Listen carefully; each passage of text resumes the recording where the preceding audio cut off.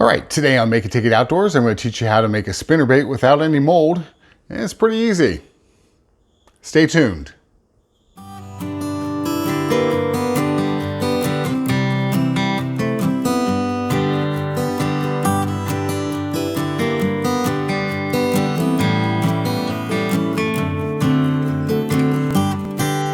All right, so let's get started. This is what you're going to need. They're kind of optional, but I definitely like round nose pliers for this. Wire cutters, like an Aberdeen hook, or you can also use like an extra wide gap hook in case you want to put a trailer on there, like a weedless trailer, like with a worm or whatever. A skirt, and you'll notice the skirt's pretty full. I actually made it ahead of time and accidentally used 3 tabs instead of 2. You've got your Colorado blade attached with a split ring to the swivel. Wire cutters. For the body of this one, we're using, whoops, sorry about that, just a sinker, which I have painted green and then baked for durability. The paint I used was this full card enamel. It's actually an acrylic enamel, and if you see that on top, you bake this at, I think it's 225 for 20 minutes, and it gives you a nice hard coating. That's about it. The wire I'm going to use it's 11 inches of 035 wire, and for this light spinnerbait should just do fine. All right, so we're going to start off like we do with so many other lures. We're going to make a round loop down here. So I'm going to bend it 45 degrees, switch my pliers up there, and I'm going to bring that around so it's down here.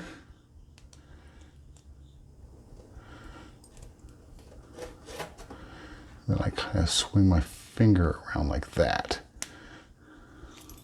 I'm going to add the hook like so.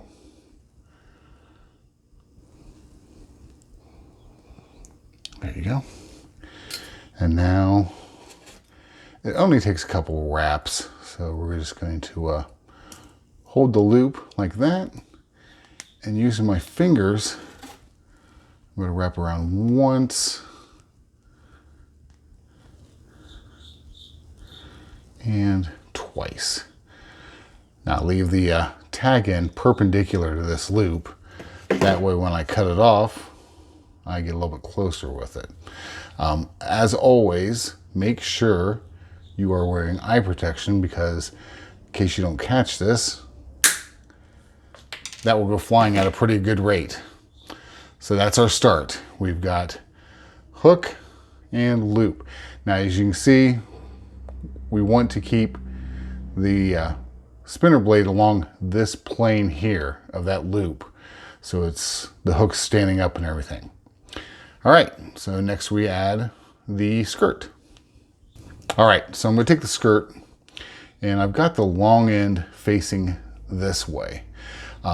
Because the way we're doing this one without any molds or anything, I'm just going to take it and put it right in the middle there and through.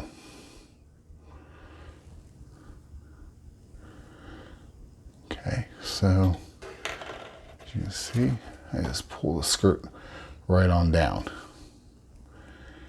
And now we have it in place here.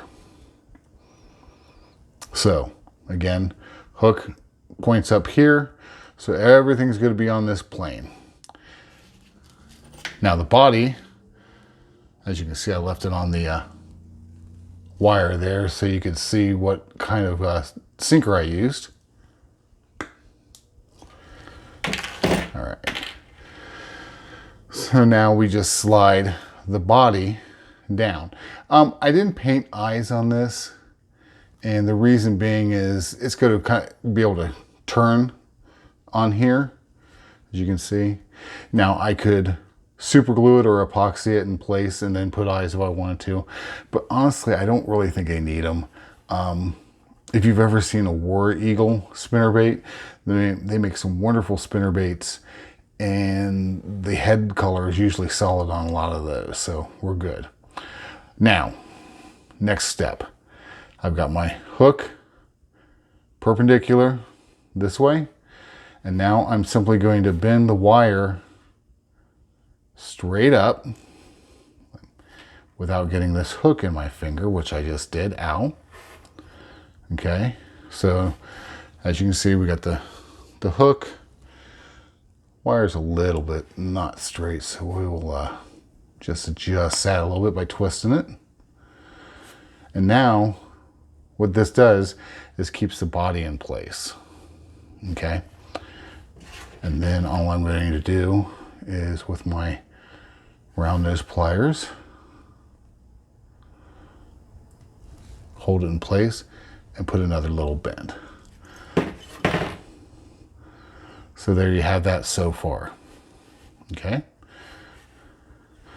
we're going to go about 3 inches forward right here, and we're going to make a closed loop spinnerbait. So what we got here is I'm going to do the bend, bring it up, around,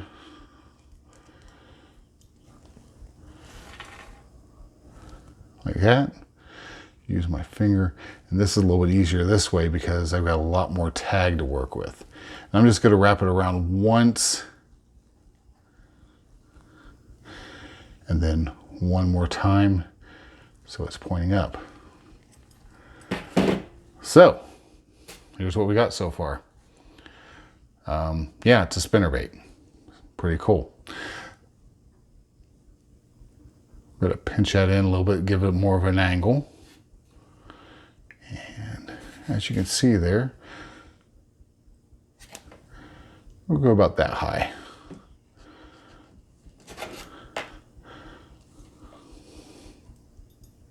Let me get this back over far enough. There we go. Okay, so that's going back directly over top. And about right here is where I'm going to make a small loop.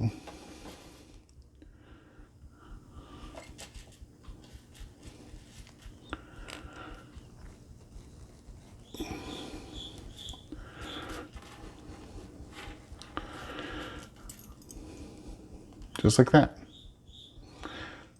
Tighten it up just a little bit there by bending it.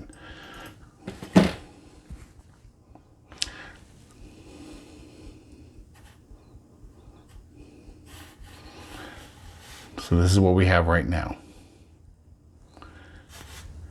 Now go ahead and use a split ring, or put the split ring and the swivel on. So we're just going to feed that down here.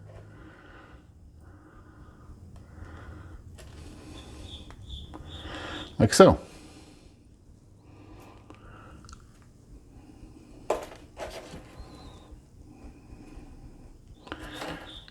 Trim off this tag end.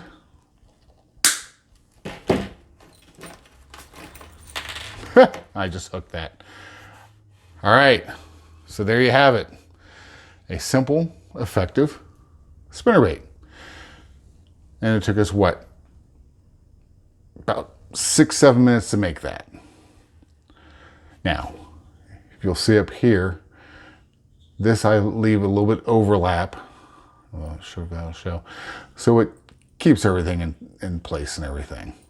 Again, the hook is free to move around a little bit. If you bump a tree or whatever, it's going to fold. But when a fish bites into this, it's going to take it. Now, if you did want to keep the hook sticking straight back instead of moving around like this, like I have it, you could use a little shrink wrap.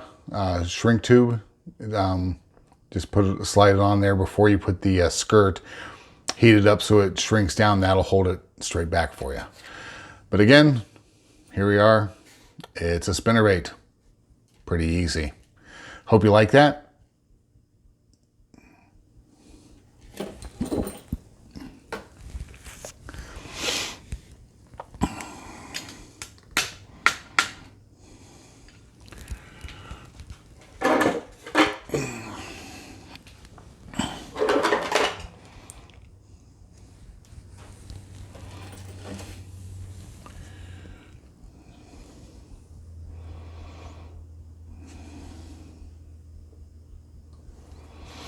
All right, again, here we are.